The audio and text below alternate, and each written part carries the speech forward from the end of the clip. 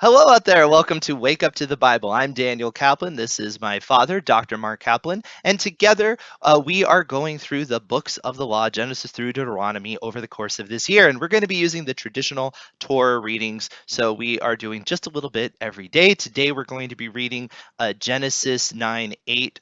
8:15 through 9:7, excuse me. And we'll be reading from the Robert Alter translation. Then we will be discussing what we read.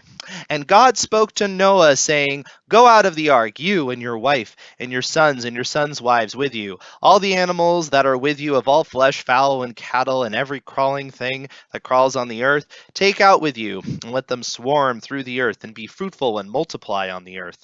And Noah went out, his sons and his wife, and his sons' wives with him. Every beast, every crawling thing, and every fowl, everything that stirs on the earth by their families came out of the ark. And Noah built an altar of the Lord, and he took from every clean cattle and every clean fowl, and offered burnt offerings on the altar.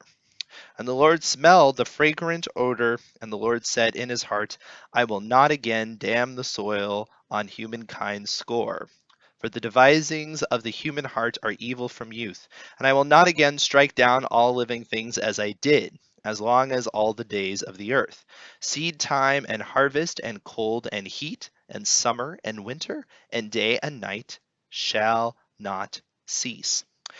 And God blessed Noah and his sons, and he said to them, Be fruitful and multiply and fill the earth, and the dread and fear of you shall be upon all the beasts of the field, and all the fowl of the heavens, and all that crawls on the ground, and in all the fish of the sea. In your hand they are given. All stirring things that are alive, yours shall be for food, like the green plants. I have given all to you. But flesh with its lifeblood in it is still in it, you shall not eat. And just so your lifeblood I will not requite. From every beast I will requite it, and from humankind, from every man's brother I will requite human life. He who sheds human blood, by humans his blood shall be shed. For in the image of God he made humankind. As for you, be fruitful and multiply, swarm through the earth, and hold sway over it. That's where we have to stop, right? 9:7. Yes. So we have the what might be called the denouement of the Noah story, the resolution, the finishing moments, those final images. And you have, the few people leaving the ark, and you have, again, you have them building an altar and clean cattle, clean birds. So clearly Noah had to know what all these things meant, which has not been explained yet in the Bible. Will not get explained until much later. So you have that as well. And then, of course, you have, uh, I guess we might as well get into it. There's a little bit of controversy with this section because when it says, now you can eat and everything, some people say that this is maybe when consumption had started. The question then is, what did Abel and other people who are doing sacrifices do with their sacrifices? So I would say probably not. But even beyond that, some people will use it as an excuse to say that Noah was told he could eat anything, that there were no dietary restrictions. And, I have thoughts on that. I don't know if you specifically do that you want to speak to. Well, right before this, it talks about clean and unclean I animals. know. So, but besides that, he says, I have given you all things, even as the green herbs. Well, not all herbs were designed for human consumption either. Now, in the case of herbs, it's not, it's more of a health issue. You learn, I guess, by just experience what doesn't work. But in the case of animals, there's more to it. It's not a health issue with animals. There are other factors as to why animals are unclean or clean, and that's something that we can deal with as we go through the Pentateuch. It isn't necessarily a health measure when it comes to what is biblically kosher or not. Well, I'm going to say it's not even a health measure when it comes to plants because I would say it's not hard to find people that are biblically minded that maybe don't believe in the dietary laws that would tell you that certain plants that are used for drug use is not morally correct or in keeping with the spirit of the Bible either. So I actually think that it's just way too broad to say that when he's talking about this, this is all for you, eat it all, that he's talking about poison dart frogs and he's talking about blowfish, things that will kill you. He's talking about plants that will kill you, plants that will give you crazy visions or whatever it is, like tribes were doing in that era and still continue to do. And I'm not even talking about, the stuff that we're manufacturing pharmaceutical. I'm just talking about stuff you can just find out there because you can. Right. So yeah. So in case you haven't noticed, we do not accept that common interpretation. I do not believe that God put the dietary laws on hold right after He told them to take so many clean, so many unclean, so that they could be brought back in Leviticus as some sort of new concept. And we're gonna see more signs of it, in my opinion, throughout. So just stay tuned to this program because that's not the last time topic is going to come up. One thing that I think is interesting, and I'm trying to think of what I saw specifically. Oh, one thing I really like is this sense of aroma, right?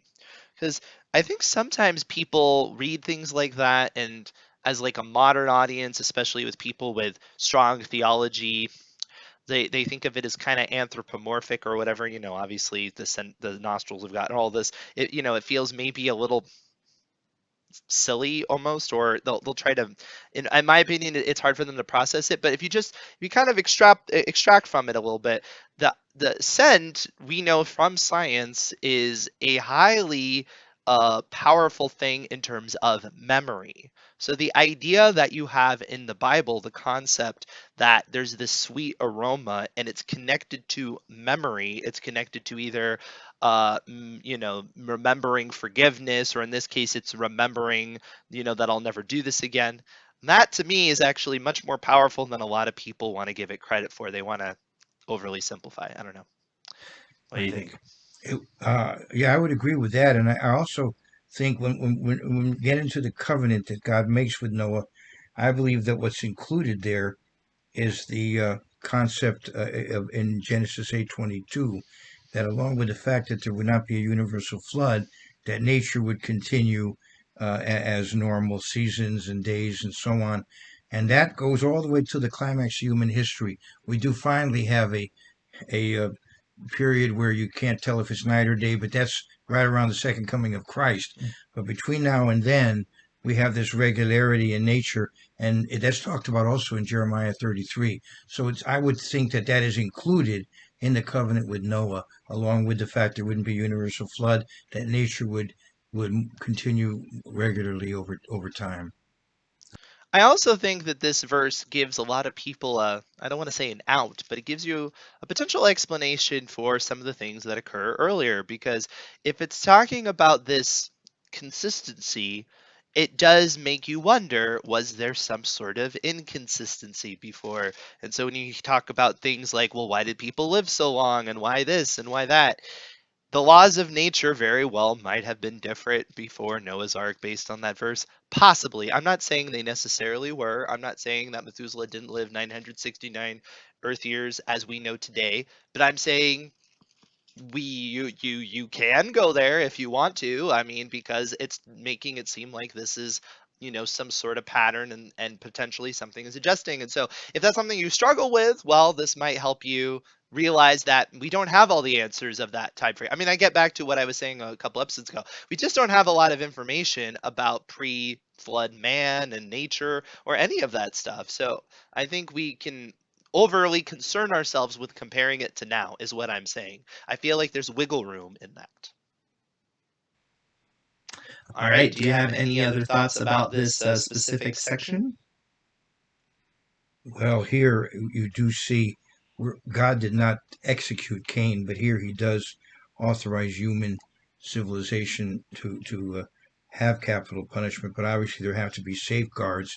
And when you keep reading the Bible, you see that safeguards were instituted regarding capital punishment. It isn't a light matter, but it is something that God institutes for murder here in the account of Noah. Yeah, and one thing about that passage that Robert Alter and other people have pointed out is that according to him, there's a play on words because I guess Dom is blood and Adam, so you have the Dom, and it's very beautiful in the original language, and unfortunately, that doesn't translate. But if you read the original, you get that chiastic parallel going on there. Uh, and make one more comment. Of course. Even here, where God says, you can eat whatever, He still says in the fourth verse, He forbids the eating of blood. Mhm. Now, this is not a medical matter. Mm. Not that I want to get into battling with people, but some people don't, think somehow has to do with blood transfusions in a medical situation. But this is a matter of eating, or drinking blood, and God prohibits it here, and it's also prohibited later on in the Bible. Yeah, several times. Um, the other thing too, just to finish all that up, is a passage I like to point out often is in Deuteronomy when I was talking about the Festival of Tabernacles, and it says you can go and you can spend your money on whatever you want, whatever kind of food you want, and obviously that's past Leviticus. It doesn't mean. And I have seen this interpretation, which I think is quite crazy. That's like, oh well, for 1 week during the Festival of Tabernacles, they could eat pork, and it was like their whatever you want to call it. It was almost like Mardi Gras or something. It's like, oh, they can get away with it for a while. But that's obviously not what it's saying. It's just this goes back to all, not meaning all. All can mean in a category, and we still talk like that now. People say talk like that all the time.